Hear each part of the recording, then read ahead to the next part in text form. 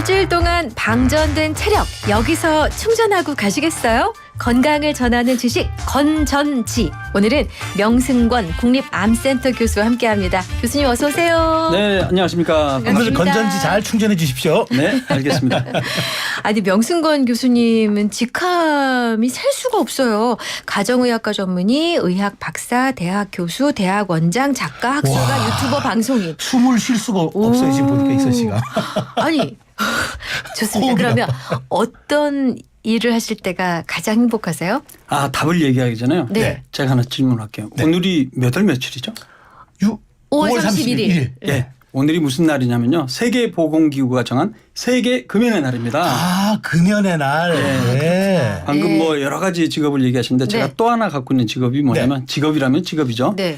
NGO 금연운동가이면서 지금 현재 한국금연운동협의회 제4대 회장을 맡고 있습니다. 당연히 금연운동 협의회장이시니까 네. 담배는 안 피우실 텐데. 맞습니다. 언제 그러면 원래부터 안 피셨어요? 아니면 언제 끊으신 거예요? 아니죠.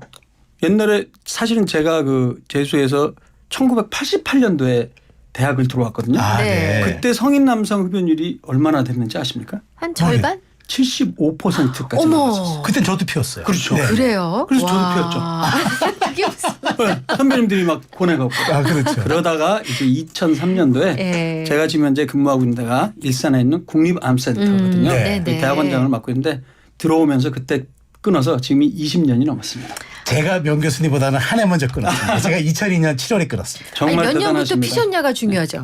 얼마 동안 피셨냐? 네, 저 사실 뭐 성인이 되자마자 피워가지고. 아, 20살 그래서 때부터. 오늘 주제가 뭐냐면 그 세계보건기구가 매년 네. 이 세계금연의 날 주제를 정하는데 이번 주제가 뭐냐면 바로 담배 회사로부터 청소년을 보호하기입니다. 우리가 흡연율이 회사. 계속 낮아지다 네. 보니까 네. 담배 회사에서는요 이제 미래의 네. 고객인 청소년 대상으로 해서 마케팅을 무자비하게 하고 있죠. 그렇죠. 잠재적 고객이니까. 특히 예 맞습니다. 전자담배 네. 이런 걸로 많이 유혹을 하고 있죠. 아 진짜 저희 동네에도 갑자기 전자담배 가게가 생겼어요. 그러니까요. 어머. 그리고 대부분의 참 많은 나라들에서는 네. 이 광고를 허용을 안 하는데 우리나라는 허용하고 있군요. 그래서 어쨌든 오늘 그 주제가 아니니까 네. 일단 그래도 여러분들 금연 당연히 해야 되고요. 금연하기 어려우면 네. 의사인 저를 찾아오십시오. 네. 그럼 담배 끊는 약을 저희가 처방해드리겠습니다. 알겠습니다. 아유, 좋은 말씀. 금연에 성공할 수 있습니다. 네. 근데 우리 저 네. 아 근데 아니, 그 교수님. 어떤 일 할 때 가장 재밌냐고 그러니까 여쭤봤는데 그 대답을 안 해요. 저는 지금이 제일 재밌습니다. 지금 방송할 때. 방송 타고난 아주 방송꾼이시네. 대학 개그제까지 참여하셨다고요? 예, 94년도 제가 본과 3학년에서 4학년 올라갈 때 겨울방학 때 네. KBS 제3회 대학 개그제 출전했다가 대학 개그제. 예, 입선을 못해서 의사가 됐습니다. 아 그때 입선했었으면은 잘 지금은 된 일인데. 개그맨으로 갔을 수도 있겠죠. 지금은 뭐 그러면 여의도와 상암동을 종횡무진 누빌 수가 있었겠네요. 그랬겠네요. 그때 입상하신 분이 누구세요? 그때 입상한 사람이 그 유명한 사람 중에 하나는 고명환 씨. 아하. 아, 이름이다. 네네. 아, 그러셨구나. 네. 하여튼 그 재능이 너무 많으셔서 이런 분들이 죄송한 얘기지만 너무 재능이 많으면 네. 수명이 짧다는 얘기를 제가 들은 적이 있어요. 너무 많이 그 에너지를 쓰고 살면 아, 그건 의학적 근거가 좀 아무 부족합니다. 없죠. 예, 아마 넘어가겠습니다. 질시의 근거라고 생각하겠습니다. 알겠습니다. 자, 오늘 주제는 사실은 금연 얘기는 아니었고요. 영양제 허와실에 대해서 얘기를 나눠보려고 영양제. 하거든요. 네. 이 궁금하신 점이 분명히 있으실 거예요. 샵 0945 우물정 0945번 단문 50원 장문 100원 YTN 어플 유튜브 댓글창 열려 있습니다. 너무 많아서 충돌할까 봐 걱정된다는 분들도 많으실 거예요. 자, 영양제 풀어보죠. 아니, 정말 저 영양제 사실 저도 먹습니다. 근데 요즘은 특히 뭐 비타민 D 우리가 흔히 얘기하는 비타민 A, B, C였는데 요즘엔 D가 화두로 떠오르는 것 같아요. 근데 뭐 건강 프로그램 기사들 보면은 한국인 70%가 비타민 뭐 D 결핍이다 이런 얘기하는데 이게 맞는 얘기인가요? 네, 뭐 최근 기사뿐만 아니고 연구 결과도 보면요. 네. 특히 우리나라 여성들 같은 경우는 혈중 농도를 30 기준으로 했을 때 네. 뭐 90%가 결핍이다. 아. 남성도 약 88%가 결핍이다. 이렇게 결과가 나오고 있는 상황이죠. 비타민 D가요? 네. 그거 햇빛 쬐면 되는 거 아니에요? 그렇죠. 하루에 한 10분 정도만 쬐어도 충분한 비타민 D가 생성이 되긴 하는데 네. 예. 어쨌든 기사나 아니면 논문들에서 우리나라 사람들의 약 8, 90%가 비타민 D 부족 혹은 결핍이라고 보고도가 되고 있죠. 근데 우리나라뿐만이 아니고 네. 네. 아시아 국가도 약 70%. 그다음에 유럽이나 미국 같은 경우에도 최소한 40%에서 50%가 비타민 D 부족이라고 연구 결과도 나오고 있고 전 세계적으로 마치 비타민 D 결핍이 코로나 대유행처럼 네. 대유행하는 것처럼 보도가 되고 있죠. 아니 근데 비타민 D가 도대체 우리 몸에서 무슨 역할을 하는 건데 이렇습니까? 예, 비타민 D는 일단 기본적으로 우리 장내에서 네. 칼슘과 인이라는 무기질을 흡수를 해요.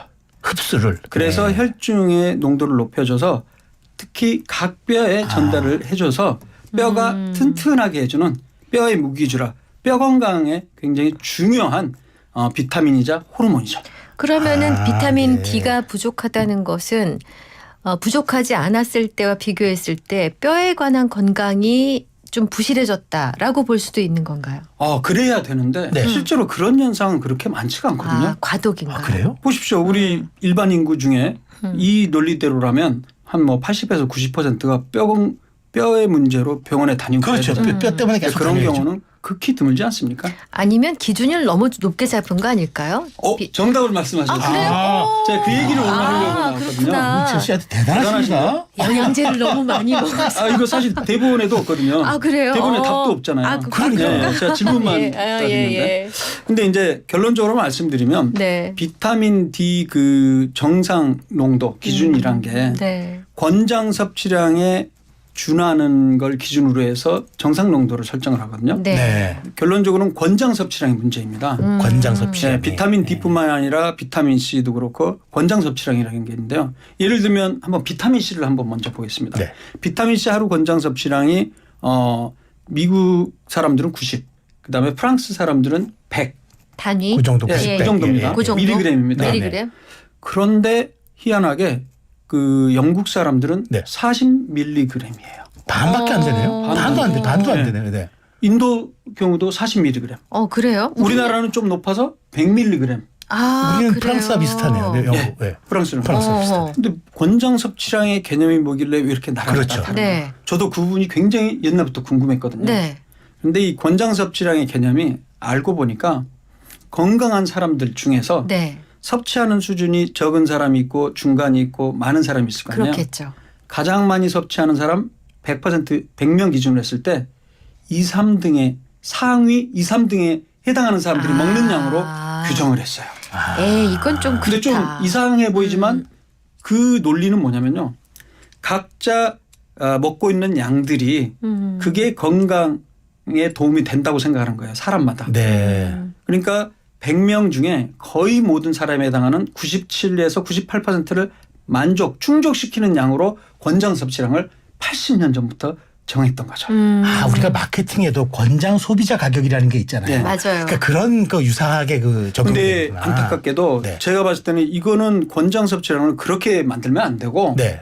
각자 섭취하는 양이 있는데 어느 섭취량부터 질병의 발생이 높아지거나 혹은 어느 섭취량부터 가장 건강한 상태인지 그것을 연구해서 그걸 기준으로 해서 권장 섭취량을 그렇죠. 만들어야 된다는 네. 거예요. 네. 건강한 사람들 100명 중에서도 가장 많이 섭취하는 사람을 기준으로 한다는 거는 저는 근거가 부족하다고 생각합니다. 저는 언뜻 듣기에는 한을 정해야 될 것 같은 맞습니다, 거예요. 오히려. 최소 그렇죠. 요 정도는 먹어줘야 중요한 된다가 지적이네요. 권장이잖아요. 맞아요. 그래서 이것까지는 해야 된다. 그렇죠, 그래서 네. 비타민 D 권장 섭취량이 예를 들어서 미국에서 정해진 게 뭐 600 단위라고 예를 치면 600 그 단위라고 치면 네. 여기에 상응하는 혈중 농도를 20 정도를 잡았어요. 그러다 보니까 20보다 낮은 사람이 한 90% 이상이 될 수밖에 없는 거죠. 네. 근데 우리나라에서는 한술 더 떠서 네. 이제 개원가들을 가보면 피검사 비타민 D 검사하죠. 그러면 정상 수치를 30 이상으로 정하고 있어요. 20도 아니고. 그러다 보니까 10명이 피검사 해보면 네. 거의 9명이 당연히 부족하다고 나와서 주사 맞으라고 하고 약을 먹으라고 하죠. 근데 저는 그게 잘못되었다는 거죠. 과도하다. 그렇군요. 네. 그럼 결론은 어떻게 되냐. 네. 그래서 이건 저의 주장만이 아니고요. 한 7, 8년 전부터 하버드 의대 교수들부터 그런 문제 제기를 하기 시작해서요. 결론적으로는 하루에 뭐 혈중 농도가 비타민 D 네. 12 정도 이상이면 크게 문제가 되지 네. 않는다. 이렇게 문제 제기를 하고 있고요. 결국에는 비타민 D 혈중 농도 검사도 할 필요 없고 네. 일반적으로는 보충도 하지 말라가 정답입니다. 갑상선암이 한동안 발병률이 높았는데 그게 갑상선암이 갑자기 늘어난 게 아니라 더 촘촘하게 체크하면서 기준이 높아졌다는 얘기를 들은 적이 있거든요. 의학 상식이 대단하십니다. 아니 이거 굉장히 중요한 부분인데요. 제가 갑상선 개업하셔도 되겠는데. 아니, 개업은 안 결절이 됩니다. 네, 그 지식만 갖고 개업은 됩니다. 약간 부실해서 압니다. 예. 네, 예. 진짜 그 네. 부분이 문제인데 네. 2010년, 11년까지 다른 암들도 숫자가 늘어났어요. 네. 고령화 사회, 그다음에 검진을 많이 하기 때문에 암 발생 숫자는 2배, 3배 증가했거든요. 네. 네. 근데 독특한 게 갑상 사람이 급격하게 올라갔습니다. 맞아요. 2011년까지. 네. 그러다가 2011년경에 의사들 몇 분들이 갑상선암 뭐 검진 저지 대책위원회 이런 걸 만들어서 국민들에게 아. 갑상선암은 다른 암과 달리 예. 예후가 좋고 일반적으로 검진을 할 필요가 없는 암입니다라고 이야기를 해서 그 뒤로 한 2, 3년 동안 갑상선암 발생이 뚝 떨어졌다가 네. 다시 최근에 다시 올라오기 시작했어요. 이게 약간 암의 대중화 같은 그런 느낌으로. 맞습니다. 결론적으로 갑상선암은 일반적으로는 네. 검진을 안 해도 되는 암이거든요. 그러니까 너무 갑상선암에 대해서 걱정할 필요는 없습니다. 물론 일부 아주 드물게는 네. 갑상선암이 악성도가 높긴 하지만요. 네. 그렇군요. 그, 자, 네. 네네 말씀하세요. 아니, 저 하나만 더 여쭤볼게요. 네. 아니, 그러니까 우리가 제 주변에도 뼈가 튼튼해진다고 우리가 지금 비타민 D가 뼈랑 관련이 있다고 그랬잖아요. 근데 또 칼슘이 또 뼈랑 관련이 있으니까 그렇습니다. 이 두 개를 같이 섭취하면 좋겠다고 생각해서 드시는 분들이 있는 것 같아요. 네, 이론적으로는 지금까지도 비타민 D와 칼슘은 보충해주면 뼈 건강에 도움이 된다. 그거는 틀린 말은 아닙니다. 아, 네. 근데 비타민 같은 경우, D 같은 경우는 햇볕을 쬐서 네. 하는 거랑 칼슘 같은 경우도 음식 중심으로 음식에서 해서 많죠. 섭취하면 큰 네. 문제는 없는데 문제는 그러면 이런 비타민 D와 칼슘을 음식이 아닌 보충제, 이른바 영양제, 네네. 약의 형태로 먹는 건 어떠냐. 근데 이 부분에 대해서 이미 전 세계적으로 임상시험이 많이 나왔는데요. 네. 2017년에 네. 미국 그 유명한 의학 학술지에 네. 33편의 임상시험을 전부 다 종합한 분석 결과가 나왔습니다. 네. 이렇게 종합하는 거를 메타 분석이라고 하거든요. 네. 그 결과 안타깝게도 칼슘이나 비타민 D를 따로따로 먹거나 같이 먹거나 골절 예방에 효과가 없다는 종합 분석, 메타 분석이 나왔어요. 그러니까 헛힘을 쓰는군요. 헛힘. 그런데 거기에서 한술 더 떠서 네. 2010년에는 7편의 임상시험을 종합한 메타 분석 결과가 나왔는데요. 네. 종합한 결과 네. 칼슘 섭취하는 사람들은 심근경색증의 위험성이 27%가 높았다. 오히려 1.3배 정도 높았다는 거예요. 손해보는 장사를 했다는 오히려 거네. 손해본다는 거죠. 아, 그런데 그 뒤로 예. 이제 메타 분석이라는 게 종합하다 보니까 이 논문은 내가 집어넣고 이 논문은 빼고 이러면 또 그럴 달라질 수 수도 있죠. 있잖아요. 예. 그 뒤로 논란이 많이 되었었는데 네. 제가 한 2년, 3년 전에 모두 모아서 다 종합해서 국제학술지에 발표했는데요. 네. 그 결과 결과. 칼슘 섭취하면요.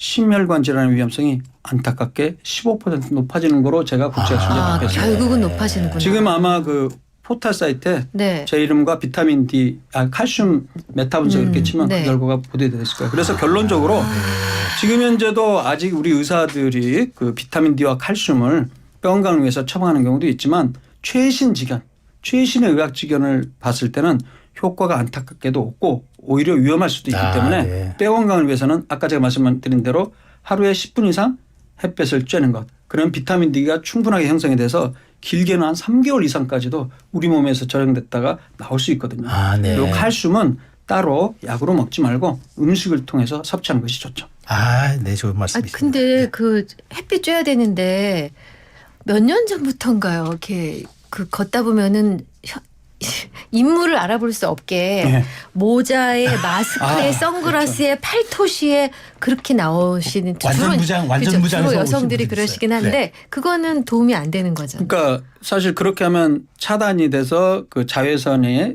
예. 적절한 농도가 도달하지 못하죠. 네. 그렇지만 또 햇볕에 너무 노출이 되게 되면 또 뭐 피부암의 위험성이라든가 네. 그런 것들이 증가할 수 있습니다. 그래서 제가 아까 말씀드렸던 대로 팔다리 정도 수준만 노출하고 한 10분 정도는 노출하고 아, 이거 괜찮. 10분이면 충분한 거로 아, 되어 그렇죠. 있습니다. 너무 뜨거운 시간 피하면 되잖아요. 그렇죠. 막 2시 일할 땐 피해서. 네. 네. 그리고 뭐 어떤 분들은 또 겨울이 되면 일조량이 줄어들기 때문에 겨울에는 또 약을 먹어야 된다. 비타민들을 네. 먹어야 된다. 근데 제가 최근에 통계청 연구 결과들, 통계청 자료들을 보니까 오히려 최근에 기후변화 이런 것들의 영향인지 모르겠지만 여름 때 비가 많이 오고 그러다 보니까 햇볕이 오히려 좀 일조 시간이 줄어들어요. 상대적으로 겨울이 네. 가을이나 여름보다 높았던 적도 많아요. 최근에는. 아. 그렇게 큰 차이가 없고 그렇군요. 그렇기 때문에 너무 걱정하실 필요는 없습니다. 알겠습니다. 자, 매주 금요일 이슈앤피플이 선사하는 건전지, 건강을 전하는 지식, 명승권 국립암센터 교수님과 함께하고 있고요. 오늘 영양제에 대한 얘기를 나누고 있습니다. 샵 0945 유료 문자 열어둘게요. 노래 한 곡 듣고 오겠습니다. 송창식, 나의 기타 이야기. 네, 이슈앤피플 금요일 순서 함께하고 계신 지금 시각 2시 37분 향해 가고 있습니다. 명승권 교수님과 함께 건강을 전하는 지식 건전지 꾸미고 있는데요. 자, 영양제 얘기 나누고 있습니다. 근데 조금 전에 그 노래를 우리 명 교수님 고르셨던 송창식의 나의 기타 이야기. 무슨 사연이 있었던 거예요? 뭐 큰 사연보다는 제가 사실은 어렸을 때부터 노래하는 걸 좋아하고 뭐 기타도 치고 국민학교 5학년 때부터 기타를 와. 쳤어요. 개그의 기타에다가 뭐 네, 그래서 또 개그맨이 되고 싶었던 것 같아요. 근데 네. 대학 들어와서 노래 서클을 했었는데 네. 그 노래 잘하는 선배가 뒤풀이 때 이 노래를 부르는데 너무 감동을 너무 받아서 좋아서. 가사 좋죠. 네, 그래서 우리 뭐 노래 서클 그 선후배들은 다 이 노래를 그 뒤풀이 할 때마다 불렀어요. 그러셨구나. 그렇군요. 4절까지. 네, 4절까지. 자, 질문 들어와 있습니다. 8218님, 마그네슘, 아연, 종합 비타민, 유산균 한꺼번에 먹어도 될까요? 다 중요한데 나눠서 먹을 시간이 없네요. 공복에 먹어도 괜찮은지요? 지금 이건 이제 기본적으로 그런 영양제가 건강에 도움이 되기 때문에 먹어야 되는데 같이 먹어도 되냐 그걸 물어본 거잖아요. 네네. 네네, 그렇죠. 근데 제가 결론적으로 말씀드리면 지금 말씀드린 것들이 대부분의 사람들은 건강에 대한 도움이 된다는 근거가 현재 없습니다. 그래서 어떻게 비타민, 종합 비타민, 오메가3, 유산균, 칼슘 대부분의 비타민이나 영양제들 네. 근거가 부족하니까 굳이 먹을 필요가 없습니다. 그게 정답이죠. 쇼핑에서 몇 네. 달치 사다 오신 분들 어쩌시라고 지금. 좀 안타깝지만 뭐 이 부분은 제가 제 머릿속에서 나온 이론이나 논리가 아니고 결과. 최근 네. 10년 이상 동안 최신의 연구 결과들을 종합한 결과입니다. 뭐 조금이라도 좋아지는 게 없나요? 없습니다. 오히려 해로운 경우가 많고요. 그래서 의학 지식이란 건 계속 변하거든요. 그렇죠. 초기에는 이러한 영양제 성분들이 도움이 된다는 논문들이 많이 있었어요. 네. 그 뒤로는 효과 없다는 연구들이 더 나와서 네. 그걸 종합한 분석에서는 근거가 없다는 것이죠. 그렇군요. 그 요즘처럼 소비자가 이 의료 지식이 이게 의료 용어에 해박한 분들이 많을까 싶을 정도인데 저 얼른 적어봤거든요. 네. 글루타치온, 오메가3 콜라겐, 루테인, 마그네슘, 아르기닌, 바이오틱스, 비피더스. 뭐 우리가 심심찮게 들어요. 네. 이게 진짜 다 필요한 거긴 합니까? 방금 말씀 다 드렸어요. 그러니까 그 중에 아니 나한테 필요한 거 한 개씩. 사실 최근까지 나온 연구 결과를 정해 봤을 때 필요한 게 하나 정도 있다면 네. 엽산이라는 게 있습니다. 아. 비타민 B9. 이 엽산은요. 네. 일반인들한테는 필요하지 않고요.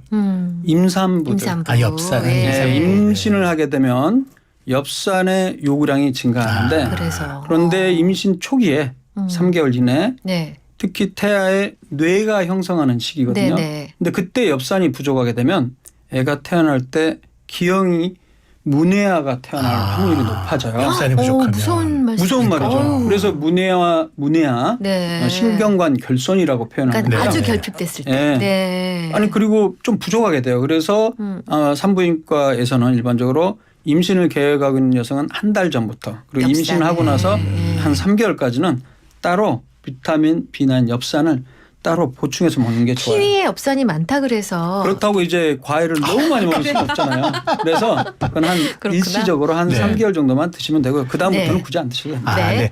그 6118님 사연 주셨는데 7, 80대도 영양제 먹을 필요가 있나요? 뭐 혹시 있다면 뭐가 좋을까요? 이렇게 말씀 주셨는데. 방금 제가 말씀드린 논리에 의하면 5, 6, 70대 이하까지도 필요가 없고 네. 7, 80대도 일반적으로 필요가 없습니다. 없습니까? 예. 아, 그냥 우리가 먹는 수준의 음식 네. 골고루 다양하게 먹는 거면 대부분 충분하다고 봅니다. 그게 지금 먹는 영양제 이런 부분들이 오히려 과도한 섭취라고 지금 말씀하시는 거네요. 그러니까. 네, 오히려 그래서 실제 2007년도에 항산화 보충제라고 해서 비타민 C, 비타민 E, 베타 카로틴 이런 게 바로 이제 종합 영양제 네네. 안에인데요. 그런 걸 먹은 군과 가짜 약이나 아니면 약을 안 먹은 군을 종합한 네. 비교한 임상시험 47편을 종합해 보니까 오히려 이러한 항산화 보충제 비타민을 먹은 군에서 사망률이 5%가 높았다는 메타 분석이 미국 의학협회제 오늘 나왔습니다. 정말 상식이 파괴되고 있습니다. 아니 근데 좀 걱정이 되는 게 저희 YTN FM은 굉장히 영향력이 큰 매체거든요. 네. 물론 그동안 일관되게 말씀해 오신 대목이 있긴 하지만 오늘 방송을 들으시고서 너무 놀라시고 나 어떻게 하는 분도 계실 줄 모르고 제약회사 건강기능식품 만드는 회사에서 그거는 저는 그 최신의 의학적 근거를 종합한 결과만을 갖고 네. 얘기를 하는 거고요. 네. 이런 이야기는 제가 몇 년 전에도 그 지상파 TV에서 생방송으로도 했었어요. 아, 네. 너무 걱정 안 하셔도 공격 되겠습니다. 많이 받지 않으셨어요? 그런 얘기를 제일 많이 듣는데 네. 저는 한 번도 공식적으로 문제 제기를 받아본 적이 없습니다. 걱정하지 마십시오. 예, 좋습니다. 또 하나 사연 소개해 드릴게요. 2567님 주셨는데 네. 음식으로 영양분을 채울 수 없다면 음식으로 그러면 영양제로라도 채워야 하는 게 맞지 않나요? 라고 이렇게 말씀 주셨는데. 그거는 아마도 이를테면 병원에 입원하셔서 네. 입으로 전혀 못 먹는 환자분들의 경우에는 네. 아주 특수한 따로 경우이죠. 영양을 예. 네, 그렇죠. 뭐 기본적인 탄수화물, 단백질, 지방 성분들을 주사의 형태로 주입하는 건 필요할 수 있습니다. 하지만 네. 일반적으로 우리가 편하게 걸어다니고 일상생활하는 분들은 네. 영양 결핍의 가능성은 거의 없다고 보셔도 됩니다. 아, 그렇구나. 그러니까 음식에서 섭취하는 게 가장 바람직하다 맞습니다. 그렇게 말씀 네, 주신 맞습니다. 거잖아요. 그렇군요. 그러면 좋습니다. 근데 이미 사다 놨고 쌓여 있고 먹어서 나는 괜찮은 것 같은데 말씀 주시니까 별로 소용 없는 거 아니에요? 그렇다 하더라도 버리기는 그렇잖아요. 그거를 그냥 버리면 안 됩니다. 예. 그거는 약이나 비슷하기 때문에 성분이 네. 있잖아요. 그러니까. 그래서 그 약국이라든가 동사무소에서 아니면 버립니다 보건소 요새. 네네. 예. 보건소에 거기다 얘기를 해서 처분을 잘 하시기 그냥 바랍니다. 먹지 말아요. 그냥 휴지통에 버리면 안 됩니다. 네. 좋습니다. 그러면 질문. 7880님이 혈압약과 고지혈증약은 먹어야겠죠 하셨어요? 그런 약들은 이미 기존의 임상시험을 통해서 효과와 안전성이 입증이 됐기 때문에 당연히 먹어야 되고요. 제가 말씀드린 아까 그 이른바 건강기능식품들 있죠. 네. 그런 비타민, 오메가3 유산균 등은 임상시험들을 종합해 봤을 때 효과에 대한 근거가 불충분하기 때문에 제가 먹지 말라는 것이죠. 네. 하나 더 여쭤볼게요. 네. 제가 우리 사연을 하나 보내주셨는데 네. 이분이 얼마 전에 기사에서 보니까 오메가3가 오히려 심장병 기능 가능성을 높인다. 그게 맞나 이렇게 질문 주셨어요. 예. 근데 이분이 15년째 지금 오메가3를 어떡해. 먹고 있으니까 40대 초반 여성이고 당뇨, 고혈압 같은 지병이 없는 건강한 상태인데 지금 15년째 오메가3 드시고 있대요. 네, 그 부분에 대해서는 제가 2012년도에 네. 오메가3를 먹으면 심혈관절한 예방 효과가 있는지에 대해서 네.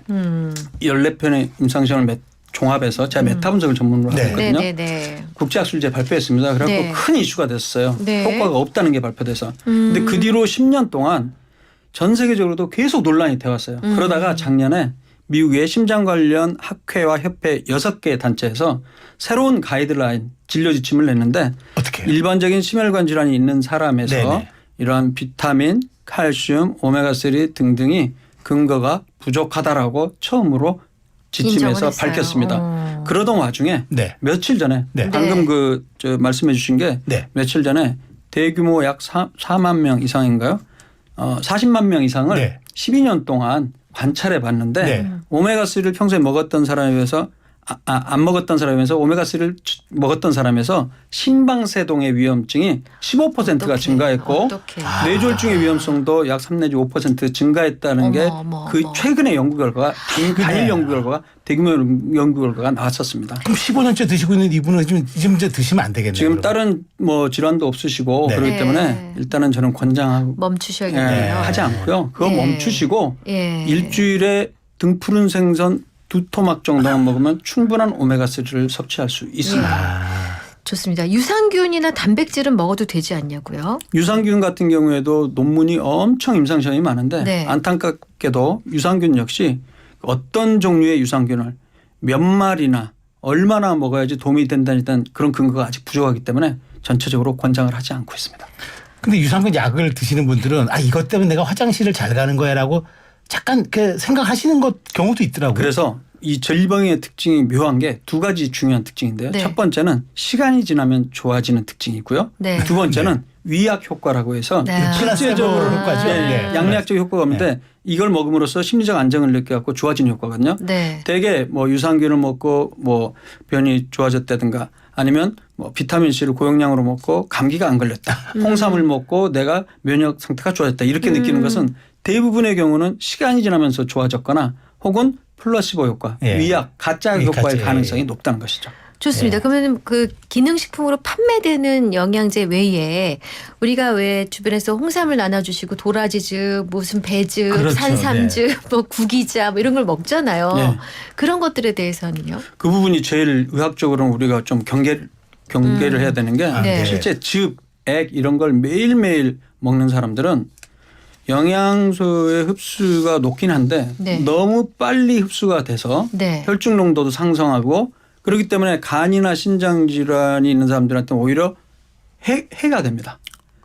너무 고농도의 영양 성분이 집중적으로 들어오기 때문에 네. 그래서 실제 외래나 뭐 응급실에서 뭐 녹즙으로 인한 간 손상 이런 부분들도 많이 보고되고 있고요. 그래요? 그래서 저는 환자분들에게 즙, 액 절대 매일매일 먹지 마라 이렇게 얘기합니다. 차라리 과일이나 채소는 씹어서 드시라. 씹어서. 그게 제일 좋습니다. 갈아 먹는 것보다. 갈아 먹는 것보다요. 네. 근데 무슨 ABC 주스니 무슨 주스니 해서 그렇죠. 요즘 뭐 만들잖아요. 해독 주스, 예, 맞아요. 천연 예. 주스 그런데 예. 그게 전부 다 흡수율은 높지만 너무 흡수율이 높기 때문에 오히려 뭐 당뇨 위험성을 높인다든가 간 신장의 문제를 더 일으킬 가능성이 계속적으로 보고되고 있습니다. 그 소량이라도 씹어 먹는 게 좋다. 그게 좋습니다. 이 너무 저도 충격이라서 8616님도 충격 받으셨어. 시간이 얼마 없네요. 예, 맞아요. 믿을 수가 없네요. 집에 뭐 잔뜩 다음에 또 불러주시죠. 네. 집에 잔뜩 쌓아놓은 영양제 볼 때마다 이득이라고 생각했는데 유명인이 하는 TV 광고도 바로 잡아야 할 듯하네요. 근데 지금 맞습니다. 이게 법적으로 구속할 상황이 아니니까 소비자가 현명해져야 되는. 아 근데 법적으로도 건강기능식품을 가지고 네. 어떤 질병을 예방할 수 있다거나 예. 어떤 질병을 치료할 수 있다 이렇게 하면 다 법적으로 처벌을 받게 돼 있습니다. 그래서 요새 네. 도움을 도움을 줄 수 있습니다 아. 정도까지는 네. 허용을 하고 있죠. 야, 오늘 우리 저 명 교수님 그 정말 건강한 지식을 전하는 이 건전지가 네. 아주 충전이 잘 되고 있는 것 같아요. 아, 아주 저는 충전이 아니라 충격을 받았어요. 저는 어쨌든 배터리 충전이 좀 되는데요. 알겠습니다. 오늘 매주 금요일에 만나는데 명 교수님 또 빠른 시일 내에 다시 와주셨으면 좋겠어요. 그래 다음에 금년도 한 번 더 듣고 싶고 여러 가지 듣고 싶은 맞습니다. 게 뭐 그쪽에 많습니다. 자리 하나 더 마련해 주시죠. 네, 알겠습니다. 네, 명승권 국립암센터 교수와 함께했습니다. 감사합니다. 오늘 말씀 잘 들었습니다. 네.